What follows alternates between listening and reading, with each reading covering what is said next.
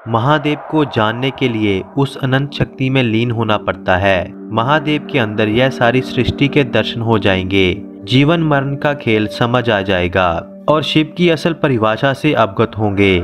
दुनिया में हम उसी चीज को मानते हैं जो हम इन आंखों से देखते हैं। दूसरी हर एक चीज झूठी ही मानी जाती है। मगर इस सृष्टि में कुछ ऐसे भी रहस्य छुपे हैं जिनकी हम कल्पना तक नहीं कर सकते। जब तक उन चीजों का आभास नहीं होता तो हमारा यकीन करना बिल्कुल मुश्किल हो जाता है।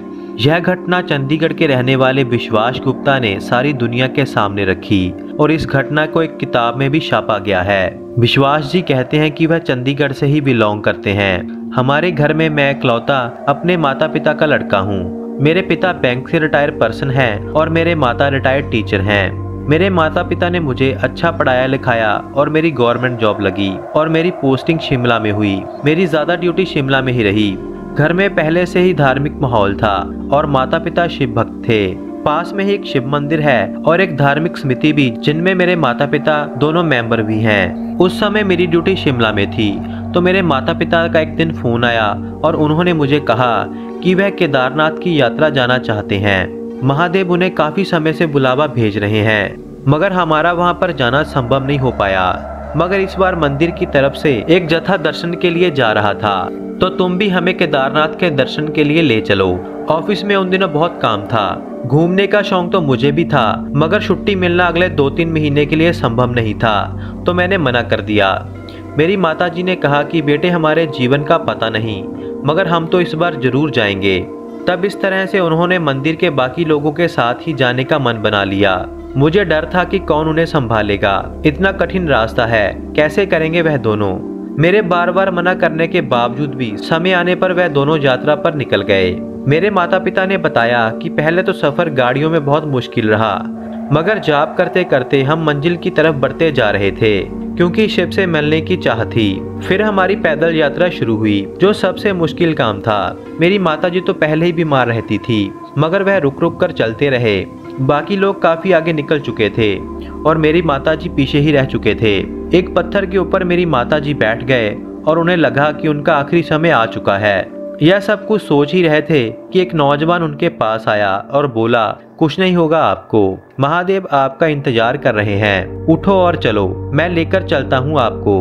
मेरी माताजी ने बताया कि उस लड़के के हाथ लगाते ही मेरे अंदर एक नया जोश भर गया।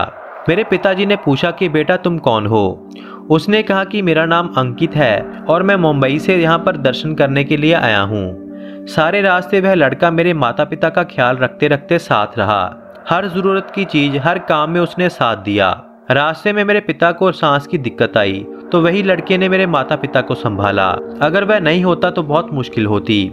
सो आखिर भोलेनाथ के चरणों में पहुंच गए, दर्शन किए। मेरे माता पिता बहुत खुश थे। वहां पर भी उस लड़के अंकित ने मेरे माता पिता की काफी सेवा की। फिर वापसी के समय अंकित मेरे माता पिता को वापस छोड़ने के लिए नीचे आ रहा था। आधा रास्ता उन दोनों ने पार कर लिया था। अंकित को मेरे माता पिता से काफी प्यार मिला और उनमें एक परिवार सा संबंध बन चुका था। अंकित ने कहा कि अंकल आंटी, मेरी बहन की शादी अगले महीने है, आप जरूर आना, मुझे अच्छा लगेगा। उसने एक कागज पर अपना पता लिखकर दे दिया। फिर अंकित मेरे माता पिता को नीचे छोड़कर गायब हो गया। वापिस आकर मेरे पिताजी ने मुझे फोन किया और सारी बात बताई और कहा कि उस लड़के अंकित ने हमारी इतनी सेवा की कि इतनी सेवा तो हमारा लड़का भी नहीं कर पाया। अगर वह ना होता तो शायद हम आज मर ही चुके होते। तुम तो हमें केदारनाथ नहीं लेकर गए, मगर एक काम तुम्हें जरूर करना पड़ेगा।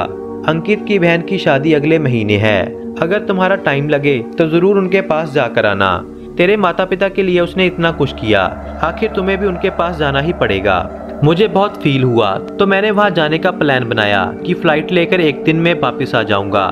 कुछ दिनों के बाद मैंने सोचा कि एक बार अंकित के घर फोन कर शादी की सारी डेट और हालचाल पूछ लेता हूँ। मैंने फोन किया तो अंकित के पिता ने फोन उठाया। मैंने सारी बात बताई कि कैसे अंकित ने मेरे माता पिता की सेवा की। अंकित के पापा चुप रहे। मैंने कहा कि अंकल आप तो कुछ बोल ही नहीं रहे। तो रोते हुए अंकित के पापा ने कहा कि बेटा अपने माता पिता को कहना कि महादेव के चरणों में विनती करना, क्योंकि मेरा जिस बेटे अंकित की बात आप कर रहे हो वह तो 6 साल पहले एक कार एक्सीडेंट में मारा गया था जब वह मुंबई से केदारनाथ जा रहा था। वह भी महादेव का भक्त था और केदारनाथ के लिए निकला था और उसकी लाश ही वापिस आई। अपने माता पिता से कहना कि मुझे खुशी है कि मेरा बेटा पिछले 6 सालों से महादेव के भक्तों की सेवा में लगा हुआ है। महादेव के चरणों में विनती करना कि अब उसे मुक्ति दे दो। यह सब कुछ सुनकर मेरे पैरों के नीचे से जमीन गायब हो गई। मैं अपने माता पिता को लेकर उनकी बहन की शादी में पहुंचा तो सच में ही अंकित की मौत 6 साल पहले हो चुकी थी और वही अंकित आज महादेव की सेवा में लगा हुआ है। महादेव उसे अपने चरणों में जगह दें और उसे इस दुनिया से मुक्त करें। हर हर महादेव।